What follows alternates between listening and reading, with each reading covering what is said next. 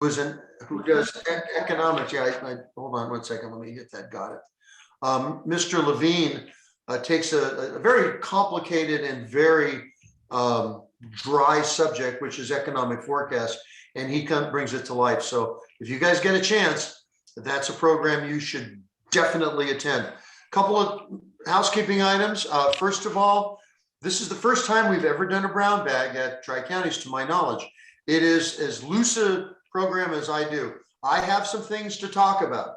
I don't have to talk about all of them, or I can talk about all of them if I get to everything, but I invite your questions. Because this is being recorded, I need to tell you guys, this is not legal advice.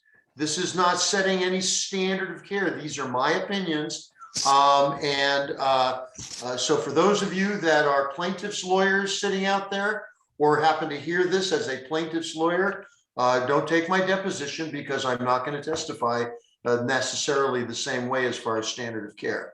All right, so let's talk about what we're going to do today. Most of you have already taken an RPA class, and if you're Linda DeStefano, you've actually taught a bunch of RPA classes. And so we're not going to spend too much time on the new RPA, but I did want to talk to you about some new forms that are part of the RPA, in case you haven't had a chance to do that. And then I want to tell you about what's coming up in June. There's a whole bunch of new laws. I'm going to skim through those fairly quickly. There's some laws of those 3,000 that are under consideration. Not all of them are bad. I'm going to go over that. I want to give you a quick fair housing update. Laura and I are going to plan a fair housing program, maybe sometime in June, I think we talked about. And we'll bring in some top-notch speakers, hopefully, and probably do it on Zoom. But I want to talk to you about some conversations that Josie and Linda and some of the others and I had last Tuesday about some hate speech things that are coming up and some overview issues. Obviously, we all are interested in what's going on with liability and liability trends. And so I'm going to give you some thoughts on that. And I'm going to tell you what the professional standards ethics people and arbitration think about it, because we had a meeting with them last Tuesday. There's some fun stuff going on with the MLS and with professional standards. I'm going to tell you about that if I get a chance. And then the so-called etc. section, where we just threw a bunch of topics together. Again, if you have a question, probably the best way, because this is on Zoom, is just put it in the chat. But if you want, unmute yourself, but try to be sensitive to the fact that we're trying to get through a lot of material. But again, the purpose of this is just to give you a legal update on what's been going on for the last couple of months, and then maybe point you in the direction of what's going on down the road. So let's put up the first slide, please. And it's just the first page of the new RPA. Again, I'm going to, because we don't have live, I can't see a show of hands, but I'm going to guess most of you have already taken a class. So I'm just going to point out one thing in this grid, and that is how you read it. I just want to touch on it, and then when I get to the liability section, I'll talk a little bit about some risk management issues that Linda and I and some others have talked about and have seen. So again, if you're looking at the screen from left to right, this is paragraph 3. It's about 2.5 pages long. And on the left-hand side is the number of the paragraphs. So 3A, 3B, and so forth, all the way down to R as in Robert. This paragraph is a very important, or this column is a very important section. By the way, can you see my pointer? Is that something you guys can see on your screen, or just mine? Probably just mine. Anyway, in the second column is the paragraph number that is referenced in the body of the contract. Now up here, you will notice it talks about making sure you get your client to read all 16 pages. Obviously, you need to read all 16 pages. It's pretty clear from my conversation with the professional standards ethics hearing officers that this is considered a minimum in terms of your standards, that if you haven't read this contract, you're gonna get into some trouble if an issue comes up. But this is the paragraph, for example, if you're looking at loan, all of the loan narrative is in the paragraphs are referenced in the second column. Then this is the title of that paragraph. So if you're looking at paragraph 5, it's the purchase price paragraph. Then the column on terms and conditions is a column that has the terms and conditions for the summary. And again, reminding you what the grid is supposed to be. The grid is essentially a summary of all of the negotiable deal points that you would have filled out in the body of the contract in the old contract. So what this is I can look at this, and in the first 2 or 3 pages, I can get a pretty clear sense of what you're offering me, and then additional terms are in this paragraph. So, and then there's a couple of little traps. So can we go to the next slide, please, Lauren? There's a couple of little traps. For example, in this appraisal, they've added this line here under where it says appraisal. As you notice, all of the contingencies are together. So they're all in one place now. And appraisal, because a lot of times properties are being there are multiple offers and properties are being bidded up. And as a result, it's become fairly clear across the state. And actually, even here in Tennessee, we have the same issue here in Tennessee, which is that the appraiser may not appraise for what the purchase price is. And so they've given you the option there of checking off a box and putting in a number that your client is willing to buy the property for, which may not necessarily be the appraised value. So let's say you have an $800,000 offer, you could write in there $750,000, $775,000. That means if the appraisal comes back at below the purchase price of $800,000, your client is willing to make up the difference. But Linda and I have had some conversations. She teaches RPA along with Ed Estes, and there's a little trap there. And that is, if you get a counteroffer for more than your $800,000, you need to go back in and adjust. Because let's say, for example, you make an offer and indicate that you're willing to pay you're willing to buy the property if the appraisal comes back at least $775 of the 800. But if you get a counteroffer at $850, then you need to go back in and adjust that, because really the primary number is that your client is willing to pay $25,000 less than the appraised value. So you need to adjust that number back up. And there's a lot of little traps like that throughout this contract. And but what they did here, and again, the purpose was to put all of the issues relating to the negotiation in one place. So unless you have any questions about that, and I notice we have some chat things here. I don't know if there's any actual questions. Doesn't look like it. So I guess we can, okay, how can realtors protect our commission when builders' cooperative contracts usually expire within 30 days? That's a great question, comes up all the time. Totally unrelated to what we're talking about, but let's go for it. First of all, you need to complain if the offer is in the multiple listing service. You need to complain to the attorneys and to the compliance department, because the multiple listing service rules themselves do not allow for contingent offers of compensation. And of course, if they're not necessarily MLS members or they're not realtors, because if they're MLS members and or realtors, then you've got all the code of ethics and all the other things to protect you. If not, you can try and negotiate for a longer term, or or document your file very carefully, because if they delay beyond the 30 days, assuming it's even a valid restriction, you're going to have to try and establish that they act in bad faith. But again, there's a lot going on there. I would start with finding out if the offer or the notification that the property was available is in the MLS, probably an invalid restriction on the offer of compensation. All right, moving on. Hello? Okay. Moving down to the next slide, please.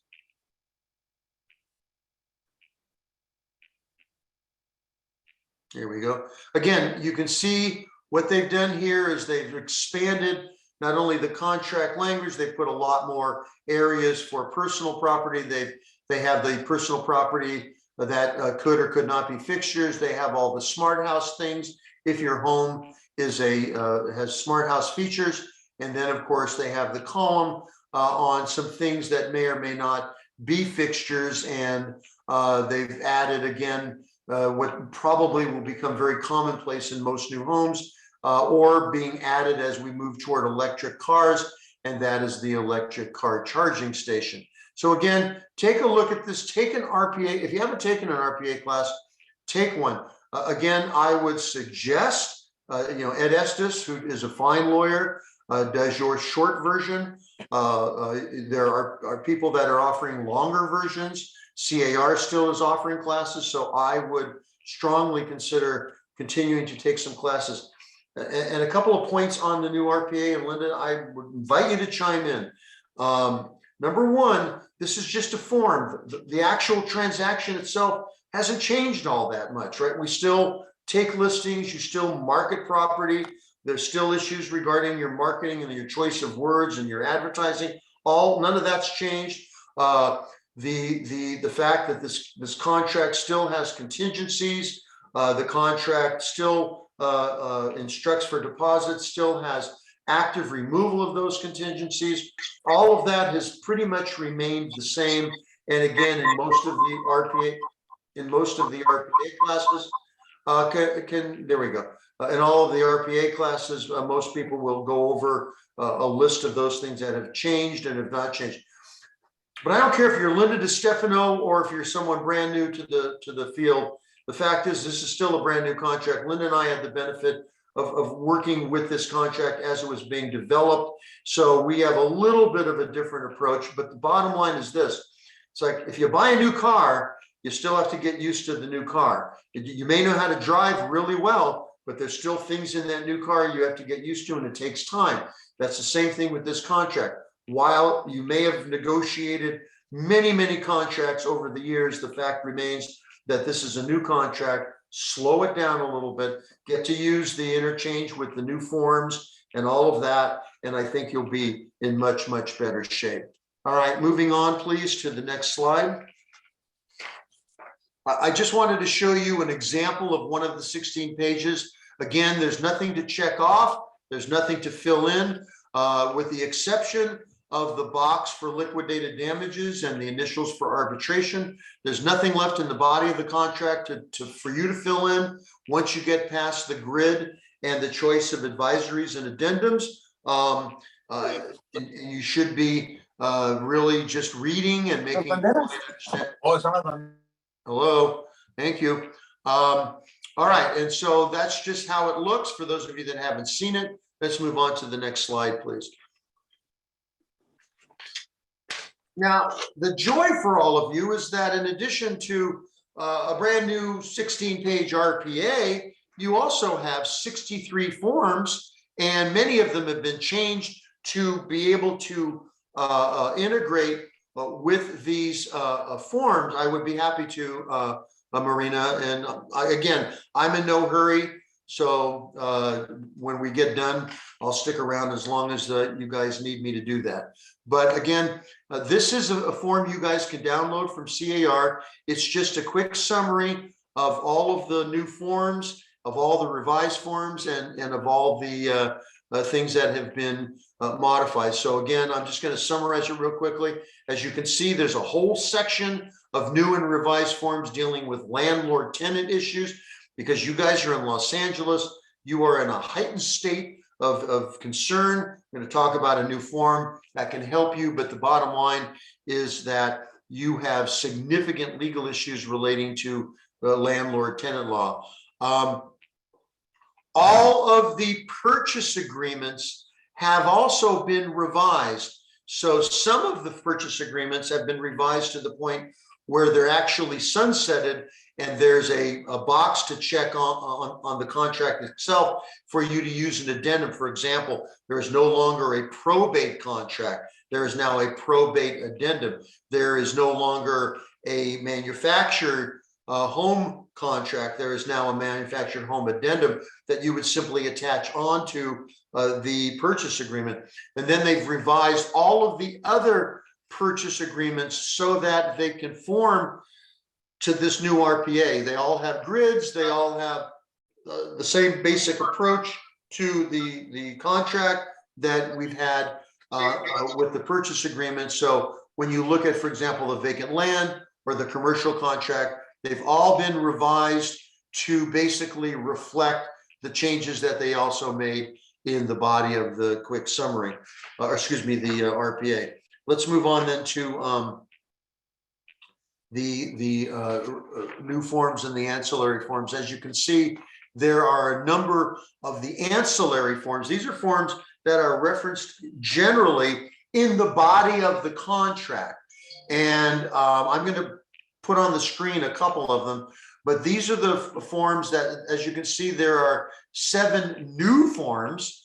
I'm going to go over 2 of them with you, but you can see some of them are advisories.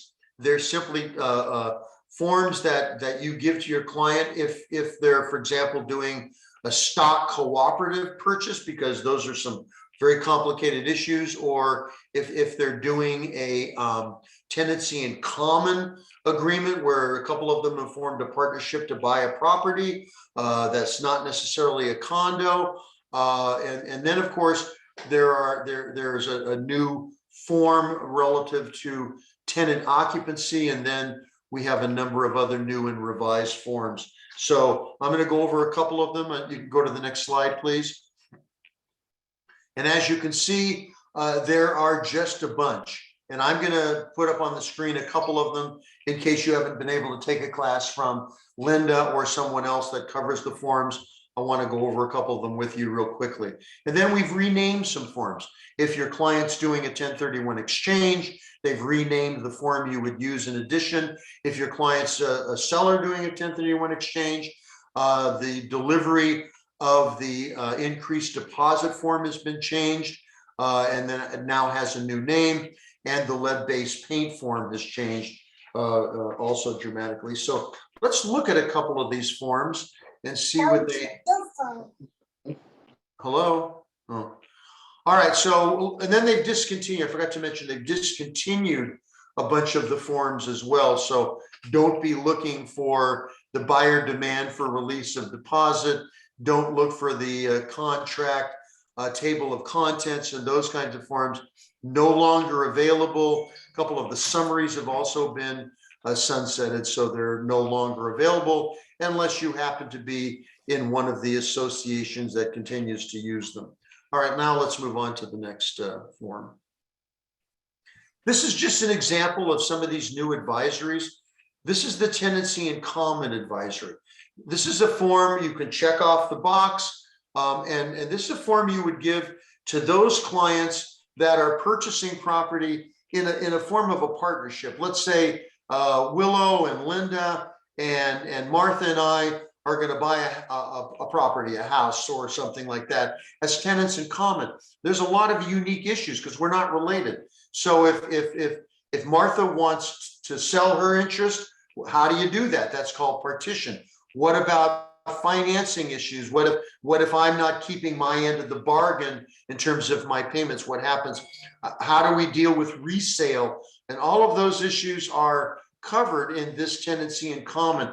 And there are a number of these new advisories that have come out, and they're very, very helpful. So take a look at the forms and see what might be relevant to one of your transactions, because I think it's very valuable. And again, there's a number of new forms like that. Now let's look at this next form, which is also a new form. This is the tenant occupied property addendum. Now, I think we can all agree that since the beginning of 2020, when they first instituted rent control and relocation, and then on into the pandemic, where they have changed the rules for collection of rent, for evictions, for the sale of a property where the tenant is in the property, has changed dramatically. The old contract basically said, look, it's up to the seller to get the tenant out of the property 5 days before the close of escrow, unless the tenant has elected to stay. If the tenant has elected to stay, then there's a couple of other issues that were referenced in the old contract. But in the new contract, they've recognized, frankly, that that's not necessarily even going to be possible. So first thing, and I put it there on the slide, is CAR is recommending whether the tenant in the sale of the 1 to 4 residential property is going to move out or not, that you use this form. The form defaults to this tenant remaining in the property. But if the tenant is going to be removed, or you're going to attempt to remove the tenant, then you would check off the box under 1B, and now you're off to the races on how does that tenant, what happens if you can't get the tenant out? What happens if the tenant's going to not be able to get evicted? And what if you look at 1B2, it says it limits the amount of damages that a buyer can have. And the buyer, basically, if the tenant is to be removed by the seller and the seller cannot remove the tenant prior to the close of escrow, and the buyer wishes to cancel, then the buyer is going to be limited to getting their deposit back and some damages that could be related, his escrow fees and things of that nature. So take a look at that. Now, if the tenant is going to remain in the property, then there's a whole bunch of issues that need to be resolved in terms of the assignment of the rent, the property, the deposits, and all of that. And that's all covered in the remainder of the addendum. And whenever you see the word addendum, remember that means it's a part of the contract. This is actually a part of the contract. It is not just simply an advisory form. You've actually amended the contract to include these terms and conditions. Let's move on to the next slide, please. And this is page 2. Again, there's certain representations every seller is making. It is absolutely malpractice, in my opinion, Linda. I don't know if you agree, but it is, in my opinion, it is absolutely malpractice that you do not, number one, read this form carefully. If you have to read it several times, if necessary, talk to the broker, have a lunch and learn, talk to the company's attorney if you have questions about it. But this form, number one, you need to become familiar with it. And number two, you need to include it every time there is a tenant in the property, because it may very well be true that a tenant is going to, frankly, really wreck your deal. I have a case right now up in Hawaiian Gardens. My client owns 2 condos. It's a little different scenario because, but he has 2 condos. He wants to sell both properties, and I researched the issue and I exchanged correspondence with the attorneys at CAR. After I read it, I thought, well, maybe I'm reading it wrong. And here's the deal: if you're in LA County, at least today, you cannot remove a tenant from the property unless they leave voluntarily, until the only person that, or the only group of people that can remove a tenant from property for something that has to do with, possession, not paying rent or all the other things, but because I want possession of the property, a tenant cannot be removed except by the owner. Well, think about that who intends to occupy.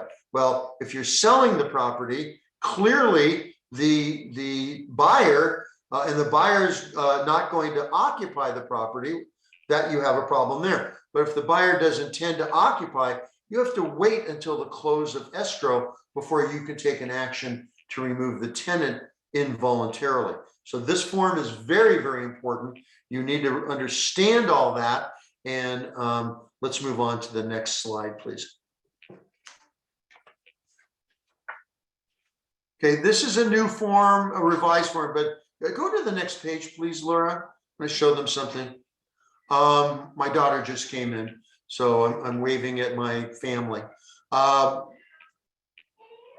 As you can see, because this is in red, while this is a form that's been around for a long time, it has been completely revised and many, many new issues. So a couple of things. In the body of the contract, actually in the grid, there's a reference to the fact that if you're going to consider assigning the rights to buy the property, maybe to your family trust, maybe to an LLC, or maybe even to a third party, that decision has to be made, and the seller has to be notified within the first 17 days. Then you would use this form, and this is the form, frankly, that if you're going to do an assignment, and the assignment is not 100% to a fully owned entity of the original buyer. Let's say, for example, I go into escrow as John Giardinelli, and I want to assign my rights to buy that property to my family trust or to my investment company. I would do that within the first 17 days using this form. Not very complicated, pretty clear, not a lot, but you still need to use this form.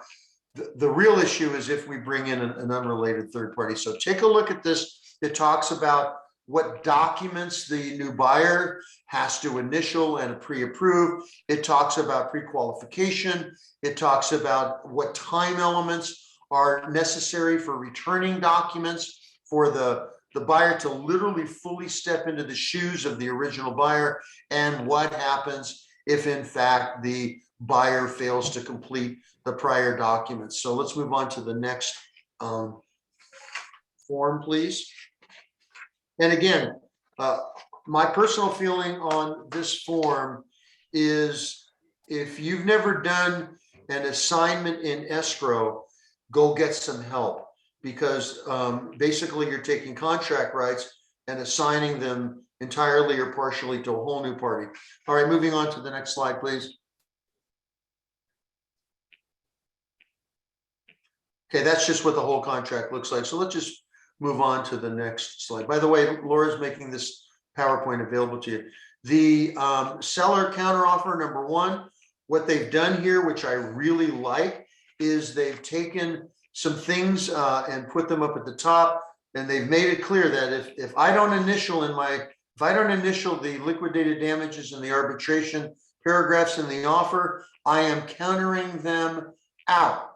So there's no question that the seller must initial the liquidated damages and the arbitration clauses if you've initialed them as the buyer in the original offer. And if the buyer and if the seller doesn't initial those paragraphs, it is confirmed now that the contract will go into escrow without those two clauses. So let's move on to the next slide, please.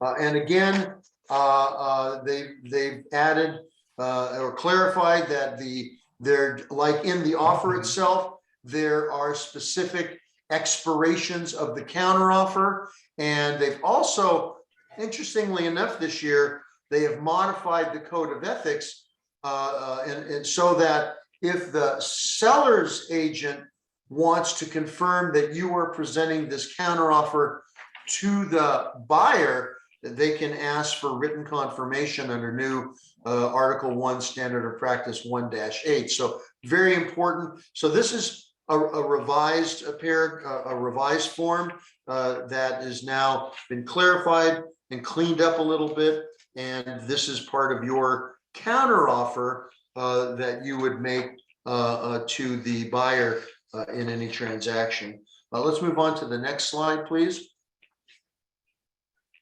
One more, please. One more, sorry. All right, this is the buyer counteroffer number one. So now you've made an offer, you've had it countered, and now you're making a counteroffer back. Of course, it's numbered up at the top, and they've made a few modifications to this as well. Basically, it correlates now to the RPA. The liquidated damage provision has been clarified again. So it's clear now that we hear a lot of times, well, somebody didn't initial the documents. And for example, let's say the seller adds the liquidated damages or the arbitration clause, and you don't initial it. Well, then again, you are countering them out. I forgot to mention one thing about so can you go back real quick, about 3 slides to the seller counteroffer? Apologize, I don't know what I was thinking. Oh, right there's fine, right there's fine. If you'll notice, let's go back one more, go back to the one I just, yeah.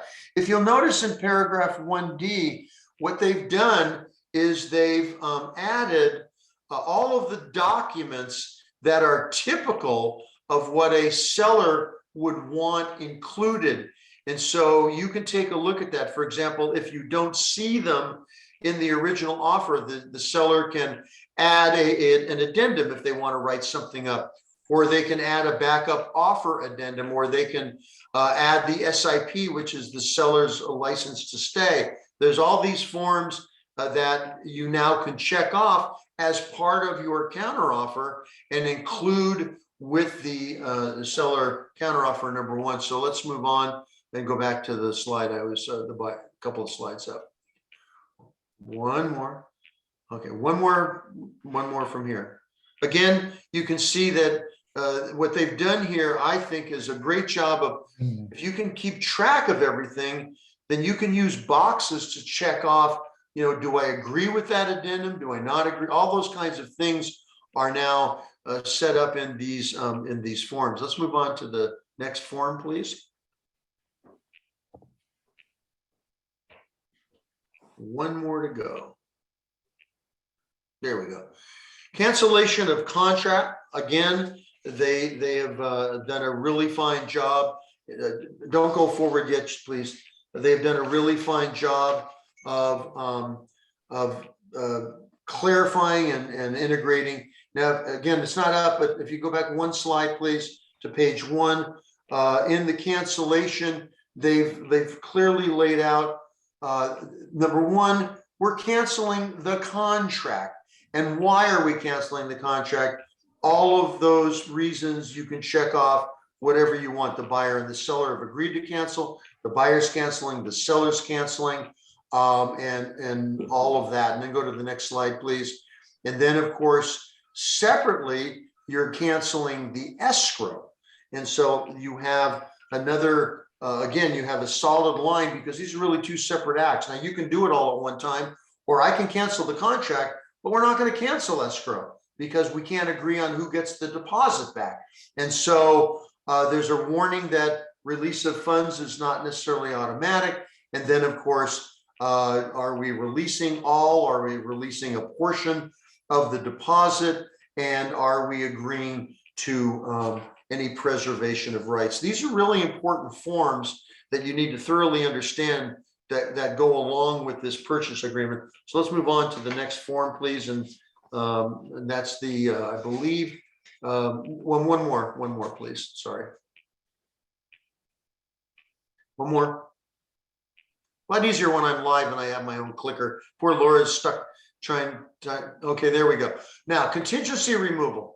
Again, it now correlates to the new RPA. So for example, in paragraph 2, we have all the ways that a contingency can be removed. And if you notice, as they did in the body of the contract, all of the breakdowns now exist, so that if I'm removing not necessarily all of my investigation of property, but maybe I'm only removing a part of it, then I can check off the box. If I'm reviewing part of the documents that the seller is supposed to provide me, I can check off those boxes, or I can indicate I've received everything, and so forth and so on. So again, there are a tremendous expansion of the different ways that I can remove contingencies. And so you can either check off the box that says which contingencies you are removing. Go to the next slide, please.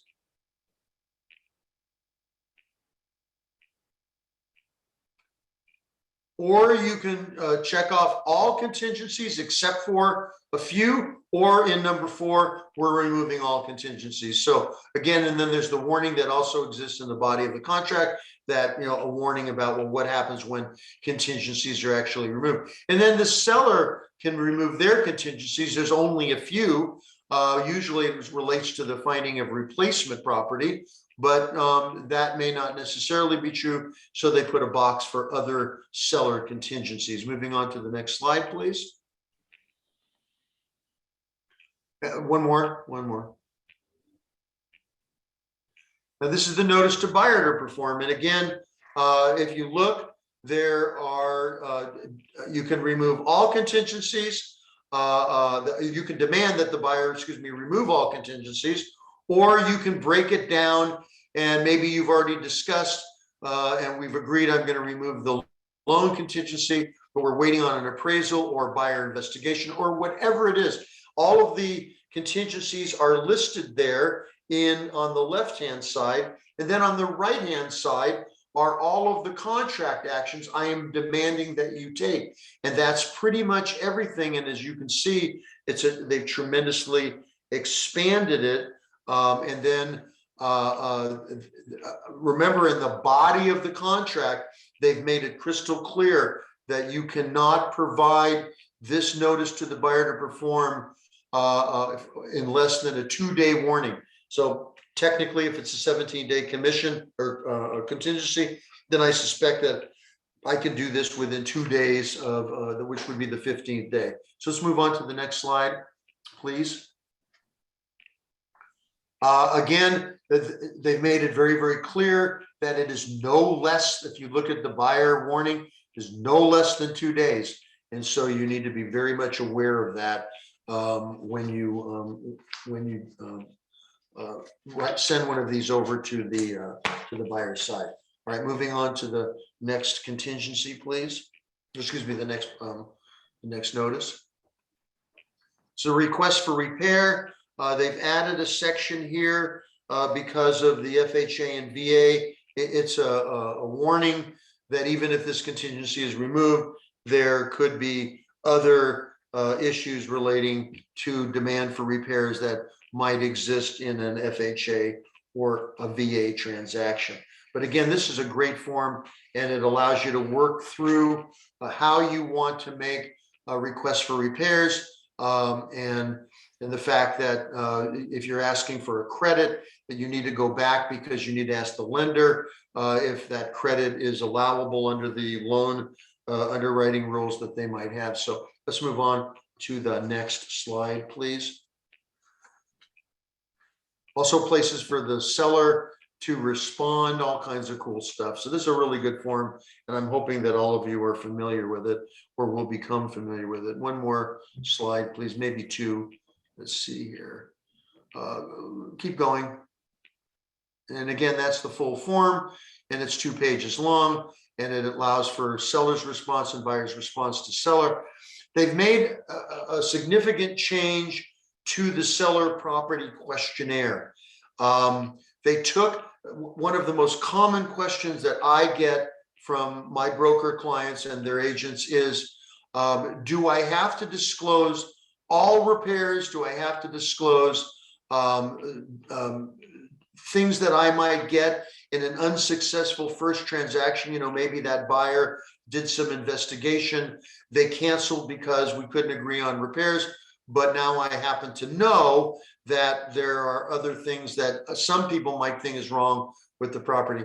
If you read that first page, basically from 1 to 5, you will see that they made it crystal clear that you will produce everything. I just sold my house in California about a year ago, a little less than a year ago. We owned that house for 36 years. We built it ourselves. And when we sold it, we had done additions to the house. We made a lot of other changes to the house. And of course, we made repairs, and we had to produce everything that we had from day one. So no, Margaret, you cannot use the cancellation. You shouldn't use the cancellation of contract. There actually is a form for withdrawing your offer. There's a withdrawal form. You can do it by email. It doesn't have to use a form, but I would strongly urge you to become familiar with the withdrawal of offer form. It is out there, and just take a look. I don't remember the call number off the top of my head. You're welcome. All right, so seller property questionnaire again was changed. And then the other change they made, well, they made a couple of other changes, minor ones. They added, what is it called when you smoke an e-cigarette? Vaxing, I think is the term. And so they've added, there's this question about smoking, and they've added or vaxing. And then they've also added this vaping. Thank you, Jason. They've also, as you can see, I don't do it, so I'm not that familiar with it. They've also added a section on questions about the use of cannabis on the property. So when you go through the seller property questionnaire, they made a change to the format, and they put all the questions about prior documentation, prior repairs, prior everything at the top, and then they added some other stuff. And I think this is one of the best risk management forms that CAR produces, because it goes beyond the transfer disclosure statement. Moving on, please. I think we're almost done with forms.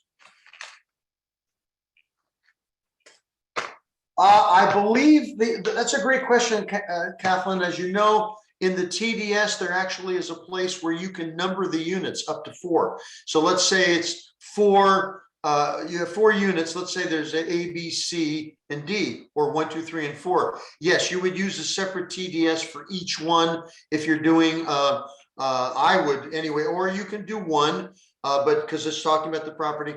Your Avid form goes to has a number on there. It just depends on how complicated it is. If everything's the same, but you're going to need to explain. For example, if one of the units has a problem that does not exist in the other 3, then you're going to need to quantify that. So I don't know that it's mandatory that you use the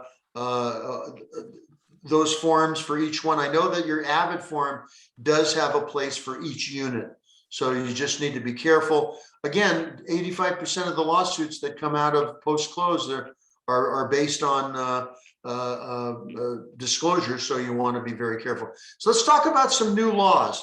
And again, I haven't gone over all of the 63 forms, but I would urge, Laura made a comment that Linda DiStefano, who's just on the top of her game, and I did an all-day RPA class when it first came out. So while it's not, we've made some changes to our program since then. We've learned some things since then. I would think that that's still a pretty relevant class, and I believe Laura said that it is on the association's website.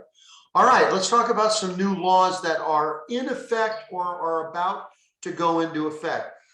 For those of you that deal with the PACE and/or HERO solar powered loans, the problem was this: is a lot of seniors have been taken advantage of, and there's been some litigation relating to representations and the contracts, but there were some pretty cool loopholes that were preventing seniors from protecting themselves. And so they closed those loopholes in Assembly Bill 790 that is now in effect.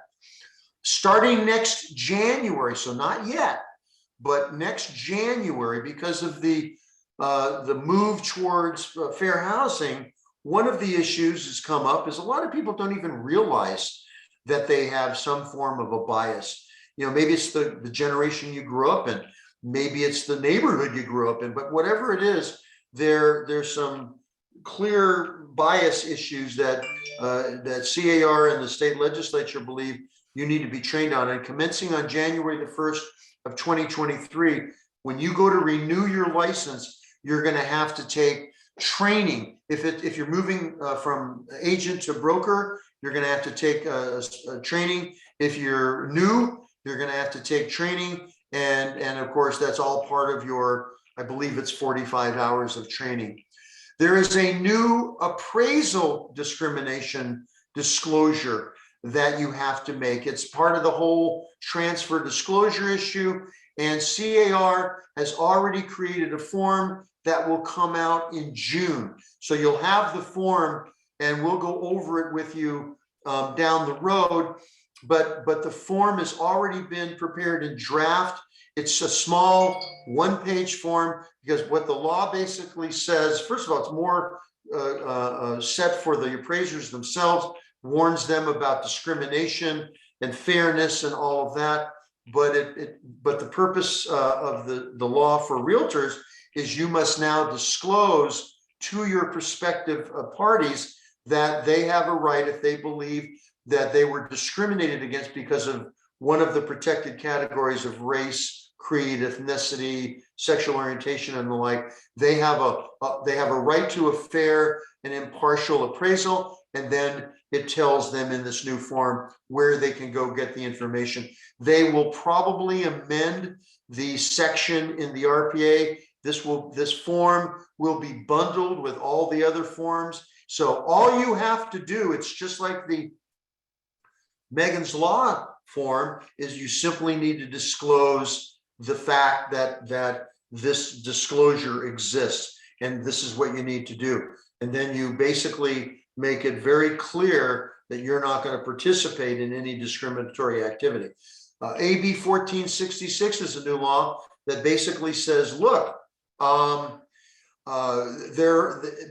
in the day, many years ago, there are lots of CC&Rs and rules and bylaws and different things that prevented people of color and certain sexual orientations from buying real property or even from renting real property. And those now are not only invalid, but every county is required to set a group up to go searching all of the recorded documents to remove them. Right now, they're just considered invalid, but in many areas they still exist. And the burden is also on, and it's for want of a better term, it's probably an on your honor kind of a thing, that if you run across any governing documents in an HOA or in a city or in loan documents that are discriminatory, you are required to report it to that county commission. That law will go into effect on July 1st. Everything's being set up right now. Escrow companies have been protected from certain liability, and that law has now, under SB 360, been extended. So if you have an escrow company, you should become familiar with that. The home hardening rules are still the same. Be aware, there's been some additions to the home hardening and defensible space. Be aware that we wrote a newsletter, and it should be on your association's website regarding the issue of home hardening and defensible space. Next slide, please. So if you live in an HOA, under certain circumstances, you get to tell the HOA how you want to be corresponded with. So unless there's a state statute that says this is how the association or the HOA needs to give a notice, you can let the HOA know, I want to be communicated to by email, and here's my email address. Obviously, it's incumbent upon you to keep your email current, but you're entitled to do that. The lot splits, I'm not going to get into that. You all have heard about the fact that people can split lots now. You guys are about 3.5 million homes short for rental and for sales, and so they're trying to get more property and fix this, but there's so many exemptions, there's so many exceptions that the SB 9 would require its own class. You're just going to need to keep up with your local government and see how they handle it. For those of you that do property management, there is a new mold booklet. You don't have to give it to your current tenants. You don't have to give it to tenants that are extending their lease, but any new tenant has to be given this mold booklet, and they've modified the standard month-to-month lease agreement to reflect that. And again, there's this old adage that bad facts make bad law, and frankly, stupid people make bad law. So under AB 491, apparently some landlords, if I'm renting to, say, a Section 8 person in a multi-tenant facility, or somebody's on some type of subsidized housing issue, and I would say to them, fine, I will rent to you, but you can't use the pool, you can't use the gym, you have to enter by a special door, whatever it might be, or you're going to move into a separate section. That's no longer considered lawful in California. Whether I'm paying by Section 8, whether I'm paying by any means whatsoever, I have equal access and I'm treated just like every other tenant. They've made a couple of good changes to the emotional support law for dogs and for other animals. And now you're entitled to get a certification from a actual person that actually knows what they're talking about. So if you do property management, take a look at that. And then they've cleaned up some of the eviction moratoria. All right, moving on to the next slide, please. They've added some rent cap and just cause evictions to the mobile home law to reflect 1482, which is the rent control law that went into effect and then was stayed when the pandemic hit. There's a new law for probate avoidance. So if you own a property with multiple heirs, there's now a procedure for your lawyer to be able to file a petition action and get that property sold in a much easier way. And for those of you that are changing your name, maybe you got married and changed your name, maybe you changed your name because you didn't like it anymore, but you built up a clientele under your old name. There's now a procedure under AB 44 for you to contact the Department of Real Estate and use your prior surname. So don't give up, all of you that have cool nicknames or names that you've built up a clientele with, but now you're changing your name for some reason. You can use both or use one. Get a hold of the DRE and they'll give you the information on how you can continue to be licensed under whatever name you choose. All right, moving on to the next slide. These are laws that are under construction, so to speak, and there are 3,000 of them. I picked a few just to give you a flavor of what's going on. Some of them aren't that bad. Some of them are being opposed because they're overbroad. Some of them are being supported by CAR. Some of them have actually already died. And so I had to scurry to change the PowerPoint. So there's a proposal to increase the amount you can pay a handyman. Right now it's, I believe, $500, including materials. That's been around for a long time. What they're arguing about and what will probably end up is whatever the number is that you'll be able to use handyman for more than the $500 number. They're working on a remote notary. It's currently being opposed by a number of people, including the notary people, because it's got some things in it that would not be good. But assuming that they can fix those, you may end up with a remote notary law. They're talking about establishing a Bureau of Home Inspectors. They're talking about, they're talking about adding some duties to home inspectors for when there's a pool on the property. As you know, under current California law, a home inspector must inspect the pool for safety features, and they're talking about adding some requirements to that. This law has died, fortunately. There was a law, but it shows you the mindset of a large group of people up in Sacramento. Under Assembly Bill 854, if you owned real estate that was that was being put in the landlord-tenant market, you had to stay in business. You would have had to stay in business for a minimal period of time. And then, as you may have heard, some counties and some people up in the state want to force you to give your tenant a right of first refusal before you can put it on the market, which could delay transactions. The forcing tenants to stay in business did not get out of the Assembly committee, but as a friend of mine said, that's now off the table, but the table is still there. So again, when you guys hear from Sanjay, he's going to talk about a lot of this stuff. He's going to talk about what he and his people are doing to fight this. I really think you should pay attention. I wish I could sign on. Unfortunately, I've got another engagement on March 17th. But that's going to be a great program. Let's move on to the next slide, please. Again, they're talking about taxing landlords. Isn't that amazing? Landlords can't collect fees, but if you can start, or you can't collect your rent, but if you can collect your rent, then they want to tax it separately. They're also talking about AB 946 about limiting deductions on second homes. And these are the state laws. Keep in mind, of course, we have federal laws that are also very much in play. Moving on to the next slide, please.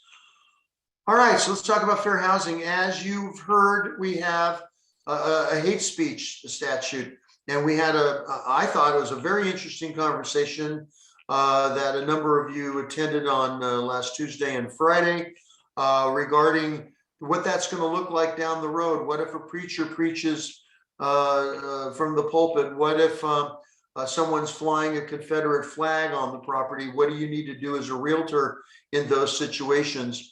Film at 11, I've asked the CRMLS attorney to weigh in on the issue of flags, because again, if I'm listing a property with a Confederate flag on it, that could be in some circles, depending upon all of the facts, could be considered hate speech. Not here in Tennessee, I will add, but certainly in a place like California. Again, what are the class characteristics of a protected class?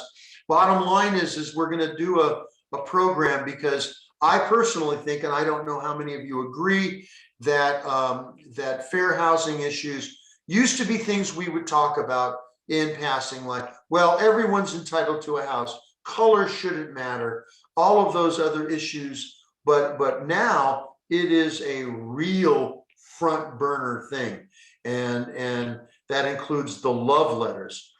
Interestingly enough, the #1 claim in California is not race, it is disability. And so you also need to understand how you deal in both property management and in the sale of properties in when you have someone who is disabled. And 18% of the United States population has some form of a disability, which is defined as a limitation on a standard life activity. Right? It could be hearing, it could be sight, it could be emotional, it could be something far more serious, whatever it is. And also, what about websites? Are websites considered brick and mortar? The Ninth Circuit, which is the circuit that covers, federal court that covers California, has said yes. In the case relating to Domino's Pizza, Mr. Robles went online, wanted to order a pizza online, but Domino's did not have a website that had the types of software that allowed Mr. Robles, who was blind, to navigate the website. And the court held that that could be grounds for a disability claim. So again, this is a really hot area. I don't have time to cover it today, but I'm going to tell you that anything related to fair housing is critically important. I'm going to talk to Laura and maybe to your president. We're going to figure out what we think would be of most benefit to all of you. Since you're going to have to take implied bias training anyway, we're probably going to find out what that's going to look like and maybe do that later in the year. Probably won't be me doing it. Probably we'll bring in somebody else, but we'll figure it out. But we're going to do a fair housing symposium, and I'm probably going to recommend that the attorney from the Department of Fair Housing be included in the group that does the talking that day. So again, we'll keep you posted. Let's move on to the next slide. There's a whole bunch of resources that are available to you. The Department of Fair Housing and Employment has a harassment prevention guide that is set up for housing providers, whether you're a property manager or whether you are a salesperson. CAR has a quick guide. They have advisories. They have PowerPoints on things like the love letters, the buyer letters. They have all kinds of cool stuff. CRMLS on their website has some advertising guidelines, words to be careful of, words to avoid. And then, of course, the NAR website is a treasure chest of good information. I personally took the implied bias program that NAR has on their website, and it was excellent. And the California Department of Fair Housing also has 50 pages of regulations dealing with things like, what do you do if a tenant comes to you and claims that they're being harassed by another tenant because of their race or their gender or something along those lines? What do you do? How do you deal with it? It's an 18-page booklet. I will be happy to send it to Laura, and she can post it or however you guys want. It looks just like this. I don't know if you can see that okay. It's a little 18-page booklet, and it is very good. It has some best practices, a lot of cool stuff. So I would urge you, look, Josie, you want it, you got it, girl. I will get the information to Laura, and she can do whatever she needs to do, working her magic in her large corner office, and she'll take care of that because she just went to Hawaii, so she's totally relaxed. All right, moving on to the next slide, please. Whew, all right, and because you had nothing else to worry about, right? You got 3,000 laws. You got all kinds of issues with the new RPA and all the new forms you got to learn. We thought we'd make it real interesting, and we would tell you that all the risk management people are very, very concerned with liability issues, right? Very concerned. And now we have a case that even makes it more concerning. So a couple of really quick statistics. I took statistics in college, so I wouldn't have to take math. And there's some really interesting statistics. One of them is that about 60% of closings have been without non-contingent offers. Okay, so about 60%. 43% of buyers have expressed remorse, which of course can mean claims. The issues that we're looking at are contingency waivers, the unknowledgeable use of escalation clauses, utilizing forms that you're not familiar with, that were not produced by CAR, new home forms or Zillow type forms, giving advice on deposit disputes, double ending and dual agency issues, and of course the traps that exist in the new RPA. I have the easy task of training hearing officers that do arbitrations, grievance, and ethics violations. People like Linda DiStefano, Josie Taylor's on the board, people like that. And what I did is I put together a hypothetical using a bunch of these. And what I was trying to find out from those people is, what do the tri-counties people think, and what do the professional standards department thinks you ought to do before you utilize any one of these contingency waiver escalation clauses? Number one, and Linda, you participated, jump in if you feel like it, unmute yourself. I'm happy to have you. Josie, same with you. You attended the board of directors training. Number one, you got to have basic knowledge. Kudos to all of you for attending today, and all of you that go to the phenomenal education programs that the association puts together. If you ever wanted to know why you're a realtor, now you know, because the association CAR put the stuff out, and of course you got to click on. And so you got to develop a sense of knowledge. You've got to develop, if you're a broker, the training programs that are essential. That's number one. You got to know what you're doing, right? Because you can't do numbers 2 and 3 if you don't know what you're doing. That means training and training and training. Lawyers are the same. You wouldn't go to a doctor to have an operation who hasn't done any training since he or she were in medical school, right? Realtors are the same. It's an ever-changing market. You got to have the knowledge. Number 2, you got to sit down with your clients and explain, if you're going to waive a contingency, be aware we're putting your deposit at risk. And We really don't recommend that you waive the right to investigate the property. If you're doing an escalation clause, understand what that means and put the limitations on there. If you're going to use forms that are not forms you're not familiar with, whether they're the Zillow forms or non-CA forms, you gotta tell your clients, look, I'm not familiar with this form. I can't advise you what we should do, but I think you need to go buy an hour's worth of a lawyer's time and let them look at it and explain it.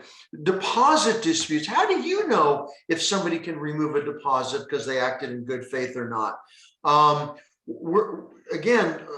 Those are legal issues.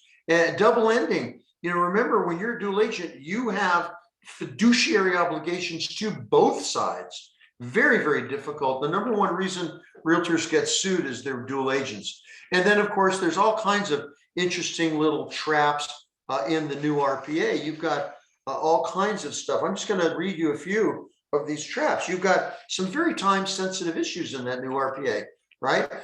Maybe you got documents late and now you only have 5 days to look them over.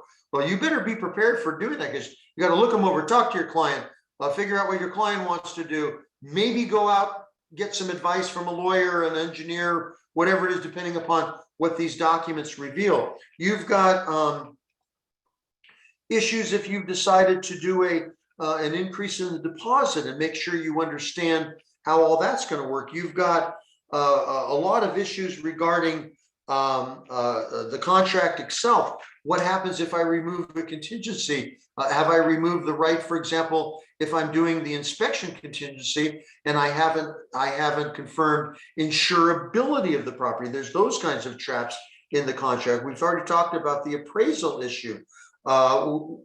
It's very clear now that the appraisal contingency and the loan contingency are separate. We have issues regarding revised preliminary title reports. So what happens if one comes in, and how much time are you going to have? What if you have no contingencies? Have you properly advised your seller on the likelihood that the transaction may have some hiccups, because the buyer is going to be looking to protect themselves? And then what if you wait too long to send out the transfer disclosure statement? Because remember, even in a non-contingent offer, the law still says I'm entitled to a right of rescission, regardless of any other aspect of the contract. So there's a lot going on out there when it comes to liability. Laura and I have talked about doing a risk management program. I just did one for someplace else, and I thought I could do it in 3 hours. It took 5. That's how much stuff is going on right now. So we'll, at the minimum, we're going to start doing some newsletters on risk management, because I personally think that it is one of the really major problems. And one of the unrelated issues that's completely related is, what about insurance? Because if we still keep having expanded liability issues, and I get the name of every person in the state that is being put up for a judge, every lawyer, all 100 and some odd thousand of us are asked, do you know this person? And I will tell you that, unlike 8 years ago, where they were district attorneys and partners in major law firms, these are now, consumer lawyers. They're lawyers from the district, not the district attorney, but the public defender. These are much more consumer oriented lawyers. And as liability expands in California, insurance is going to get more expensive. NAR just increased the amount of the deductible for associations. Why? Because the insurance costs have gone up even at NAR. So you got to understand, this is a very major policy issue. Apparently the legislature up in Sacramento does not, and the association is going to be going to talk to those legislators. You may want to find out how you can participate. Next slide, please.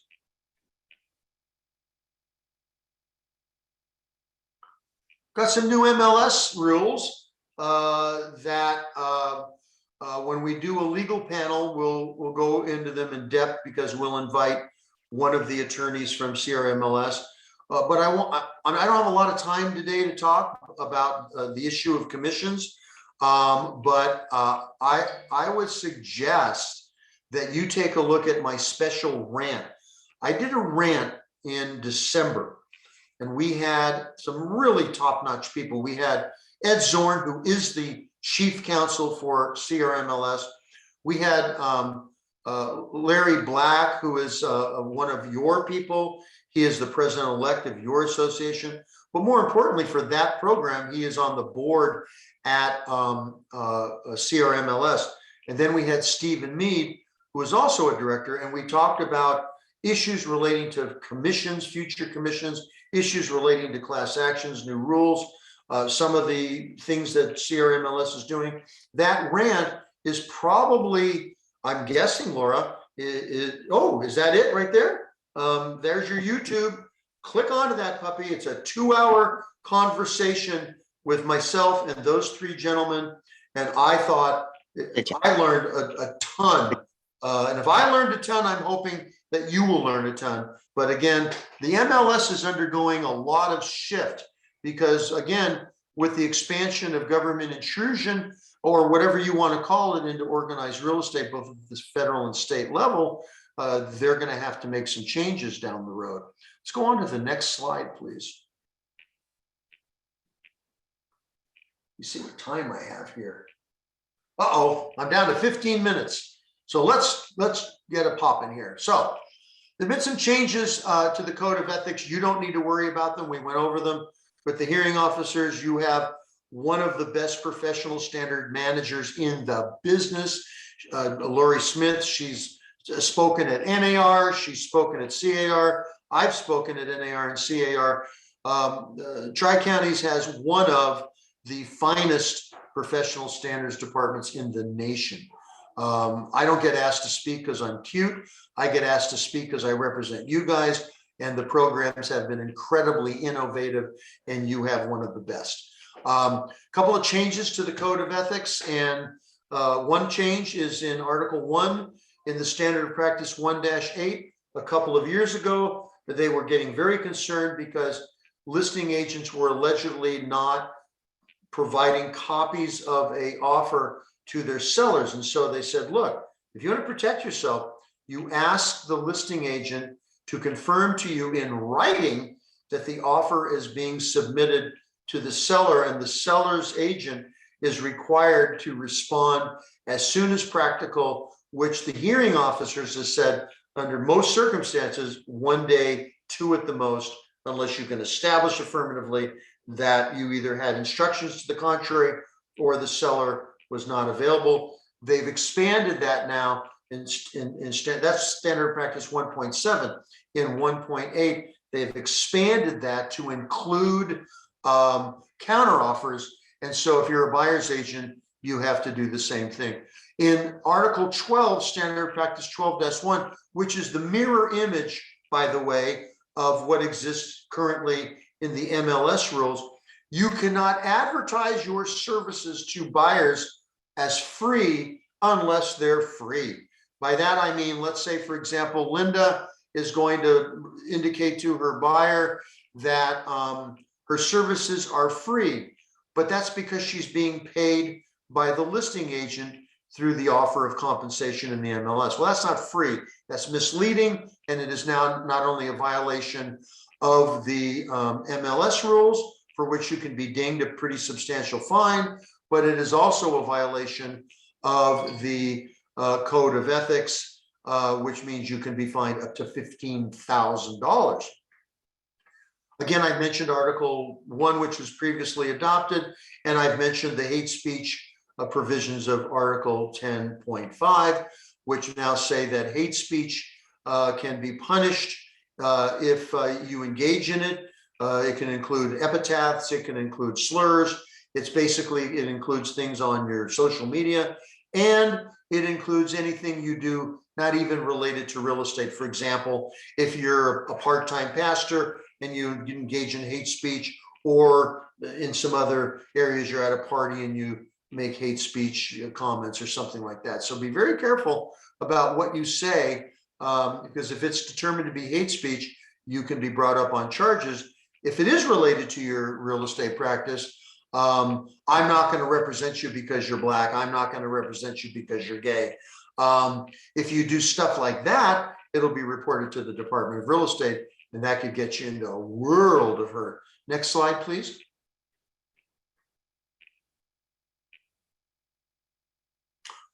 All right, so miscellaneous, and then we'll jump into some of these questions. Insurance, we're very concerned about insurance. Why? Because if liability expands, that means that insurance companies are paying more for the cost of defense. They're writing checks to get rid of frivolous lawsuits. In some cases, they're getting hit with huge damage awards. And when that happens, of course, they're in the business to make money. They're going to start raising premiums. You're going to have to start raising your deductible, or they may even leave the state. So those are very big issues. We're monitoring something that actually, I'm a member of a group of lawyers. It's NAR put together. We're called the Boot Camp. I have no idea why. That, I guess because it sounds cool, because it makes us more manly. I'm not really sure. But one of the conversations that's going on around the country is something that probably is very relevant to California. And that is, when will we start seeing laws that require that contracts be placed into foreign language translations? That is an incredibly relevant term or relevant conversation in tri-counties, where a very large percentage of the people that you serve don't speak or don't read English as their first language. So that could be a very big issue. As you've heard, probably, the federal government is very concerned with money laundering. And of course, that issue is very important.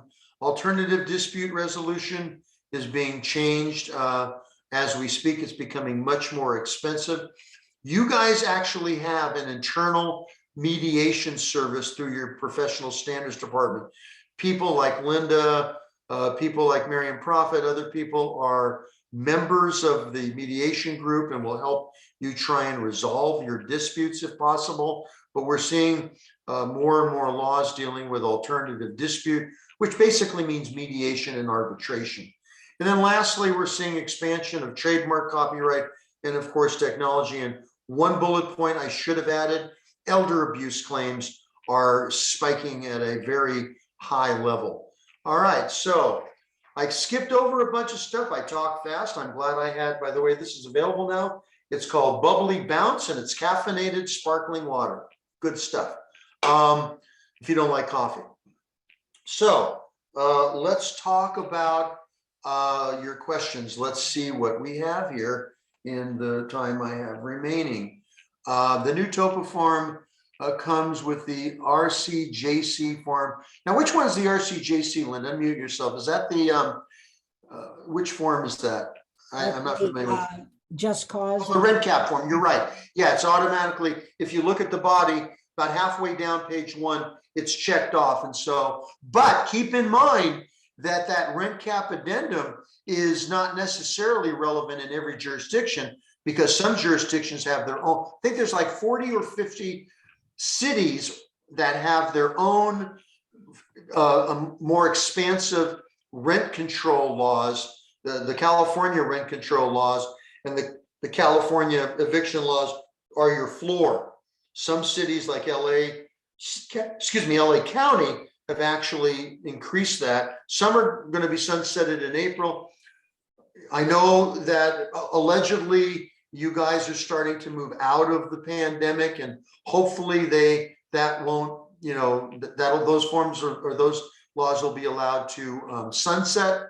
I don't know. Film at 11. That's one reason why people like Linda and I are aging faster than we should, because we're trying to keep up on all this stuff. Josie wants the book. We'll make sure you get it. For multiple units, do we need? Yeah, we talked about that already. Can the cancellation be used to withdraw, revoke an offer prior to acceptance? I would again use the appropriate form. I just got this in the mail. I don't know. I didn't order it, so I guess because somebody at CAR likes me. This is the forms sample book. There's a lot of forms. It would take a day just to go through what they have available. But the CAR lawyers, I made a joke, actually it's not really a joke. I've made comments that I think that the CAR legal team is one of the finest real estate law firms in the state. They're just excellent lawyers. Gov, June, well, June's not a lawyer. She's at another level that I can't even explain. These are really, really good lawyers. You should take advantage. You guys all pay your dues. If you're a realtor, you get Zippy for free, right? All these forms are given to you and you got to use them, but you can't use them if you don't know they exist. So take some time and see what's out there, because once you do that, and then you start keeping up every June and every December with whatever's coming out. And right now, Linda, if I recall correctly, other than changes to the RPA to, the things they've noticed, the only form that's being proposed right now is that new appraisal form. Right. So, you're in great shape for June as of today. Who knows what'll happen tomorrow, but you got to keep up. But I can't tell you how good some of these forms are, frankly. And I think that, please keep yourself muted. Yes. Okay. At the end of the meeting, might you cover the appraisal section once more, please? Especially if we are indicating we are paying. Okay. I don't think we can go back, but basically in a number of places, they talk about appraisal. Now let's set the table. A contingency simply means that I have the right to have an appraisal done, which includes square footage. And actually, that's not true. The square footage is actually in the inspection section, but I have a right to an appraisal as to the value of the property. If I don't add anything to it, that simply means that the property has to appraise for no less than the purchase price. But because the market is so crazy, a lot of people are willing to pay over market, which means over appraisal for the property. That's fine. CAR has provided you with an opportunity to do that. But if you do that, let's say, for example, that you make Linda an offer for the house she's got listed for $800,000. That's your purchase price.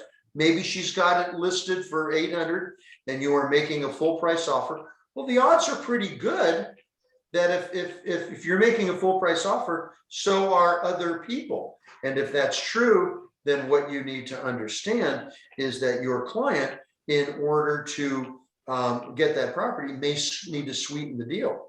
And then you got to start playing the game. Well, what if I get a counteroffer at 850? What if I've included an escalation clause? Then you need to say to yourself, you need to talk to, what is the maximum over appraised value you're willing to pay? Because if we get a counter at 850, well, you were offering essentially up to 825, weren't you? I mean, you were saying, I'll pay $25,000 out of my own pocket to make up the gap between the appraised value and the offer. Well, if the offer comes in as a counter at more, then what are you going to do to adjust that number? And that's an important issue. Keeping in mind, again, what we're talking about is a contingency that essentially protects your deposit. Because if the property does not appraise for whatever you propose, then you are entitled to cancel the contract and get your deposit back, at least in theory, so long as you act in good faith. So again, you need to be careful about not only appraisal, but all of the contingencies, because there's little traps in each one. Take a look at the class Linda and I did. Take one of Ed Estes' classes. I don't know whoever else is teaching it. Look at the CAR website and see what they're offering. Okay, Jackie's asking, where do I write an appraisal clause that says what? Not a complete sentence, Jackie. Okay, I'm holding. I'm waiting. Jackie, you can unmute yourself. Yeah, you can talk. Just ask it. Just unmute yourself. Oh, You she don't doesn't have a mic. mic. Okay, then we'll wait for you to type it up. But in the meantime, there's a lot going on here. Laura's doing a phenomenal job of putting together programs, not just for me, but others. Yeah, where are we? It's Marina. I think maybe what she's gonna ask, because it's a concern for most agents, when we do the appraisal and we put on there that it is contingent on the property appraising, but I'll give you $15,000 over the appraised value, not to exceed the dollar amount that we initially offered. You can do that. Again, Linda, I'm sure you've seen many different ways of doing it. I'm a lawyer, so what I'm concerned about is you don't breach the contract. Thank you, by the way, for chiming in. I really appreciate that. But again, you need to make it clear, because that line, although I believe there is a drop down for that line simply is a number, or again, if you can write something in, but what you need to do is make sure that it's crystal clear that there is a meeting of the minds, that I'm paying $15,000 over the appraised value up to, but no more than, right? And as long as you do that, aside from making that indication on the contract, because it's already there, it's wonderful they placed a little box there to put a dollar amount. So then what you're saying is, in essence, is an additional financing or any other location put on there, referring to the appraisal, it's $15,000 over the appraised value, not to exceed what we originally offered. So we should take that extra step. and I think that is Okay. a great comment. Because what you're doing is you're clarifying and making it clear. But what Linda and I have seen, unfortunately, is people just write in a number there. And now all of a sudden you get a counter offer, and okay, is it, am I willing to pay this number, or that number? As long as you clarify it in the body of the contract, either in the original offer or in your first buyer counter offer, you're good. I just want to make sure you do that. And so thank you for that. So because the old contract, you had to go ahead and write something like that. On the new contract, I was just putting the dollar amount. So I stopped making that clarification, because I just want the offer accepted. Once you give me the counter, then I'm going to tell you, look, the best and highest, this is what it is. And we're paying the same 15 over the appraised value, not to exceed whatever new dollar amount. Okay, just needed that clarification. No, that was great, Marina. I really appreciate that. All right, so let me see here. What book are you referring to, Marina? Are you referring to the forms book? Yes. I'm not. I love you, but not that much. Why? I love you. There's a price on it. I have no idea. Somebody sent it to me unsolicited. I appreciate that. We tried to find out why, and nobody knew, so we kept it. But I don't know what it costs. Maybe some of you do. CAR has all kinds of cool books. They got a guide, an 85-page guide to the RPA. They've got a consumer guide to the RPA. Again, you go see what they got. As far as what this costs, I don't know. John, I think she's talking about that 18-page booklet.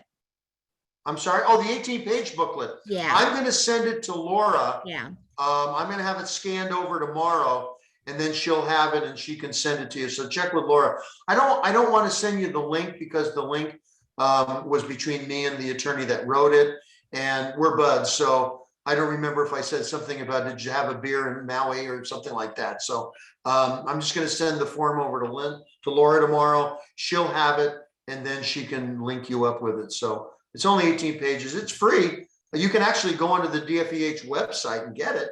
But we're going to get it because one of our directors asked for it. And so when Josie asks for something, we jump and we get it to her. Anyway, let's see. Where can we get a list of the cities? CAR used to have one. I don't know that they still do, but they had a list on their website. It used to be 141 cities. It's down now. And you can check with CAR. Otherwise, I guess you just check city by city. One of the arguments that risk managers will make, stay inside the jurisdiction you're familiar with. Because again, your MLS is huge, the largest in the nation. And it goes all the way up to Fresno and Yosemite. And so, but that doesn't mean you're familiar with Fresno and Yosemite or all of the other cities, Ventura, you name it. And so you need to be careful. Try CAR first. If you don't, if they don't have a list, then I would suggest maybe you think about, just being aware that, every city, again, how do I say this without sounding too political? If it's a blue city, if it's a city that's primarily a blue city, there's a good possibility that it's going to have more restrictions. LA, San Francisco, San Jose, for example. If it's a red city, which there aren't all that many of, then maybe not. So you just need to keep track because, for example, Santa Ana just adopted rent control. They're trying to get it rescinded via a vote. Long Beach has special rules. So again, one of the reasons you need to stick close to home is when you move into a jurisdiction that you're not familiar with, you possibly move into laws and ordinances you're also not familiar with. What's the PRQ CRP form? I don't remember the numbers. So which form is that, Linda? Excuse me, Penny. I don't know which form that is. PRQ CRP. Do you know what form that is, Linda? I don't know what form that is. All right. Let's see if we got any other questions here. If not, I think that's it. All right. So a lot of stuff. Penny says it's the 3-day notice to pay. Okay. What was the question then? Well, again, there's so many issues. The bottom line is that when you do a 3-day notice to pay rent or quit, there are other things you need to do minimally. Apply for the financial assistance.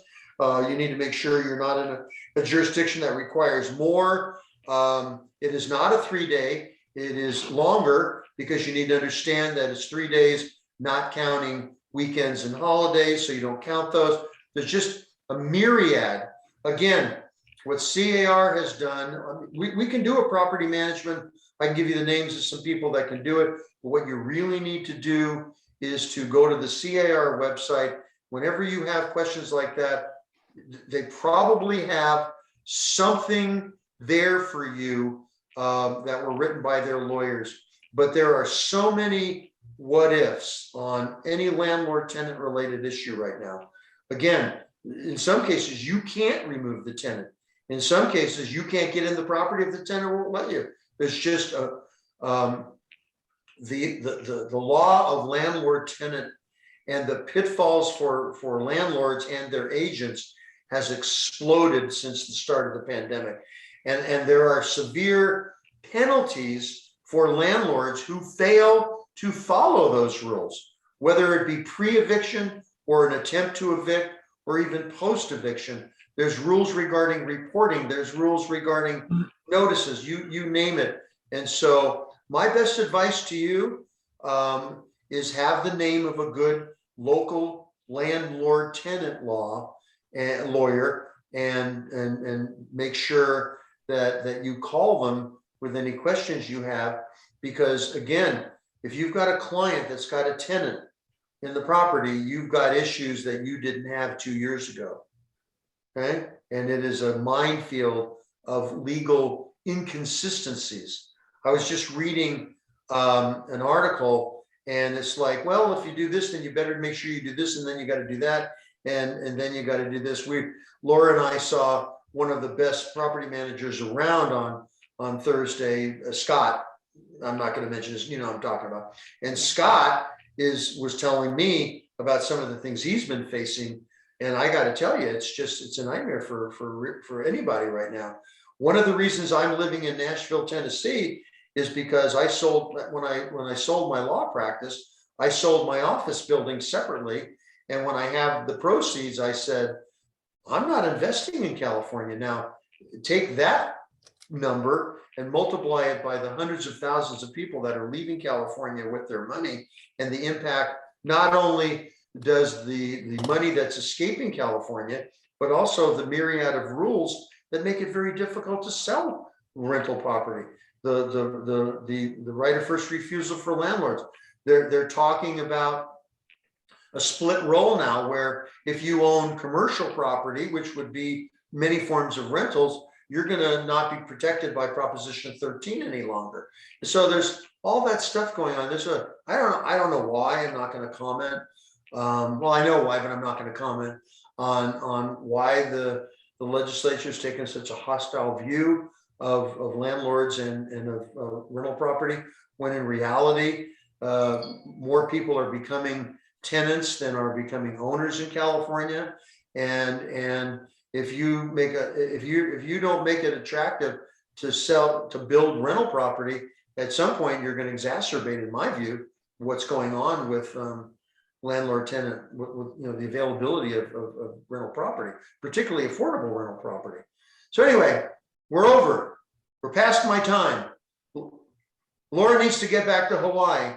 Linda needs to get back to thinking about all these big issues. Josie needs to get back to setting policy for the company, and the rest of you need to go sell some real estate. Linda is teaching an RPA class on Friday. Who is? Linda. Take it. Take it. Take it. That's all I can tell you. Is it the short version or the long version? Short. Take it. She won't get done in time, but I'm kidding. Take the class. Take a class from somebody like Linda, from somebody like Ed Estes. Take a class because frankly, there are what Linda, 55 or 57 actual changes to the body of the contract, plus the grid, plus 63 forms, plus another 20 some odd forms that could be used with the contract that aren't referenced in the form.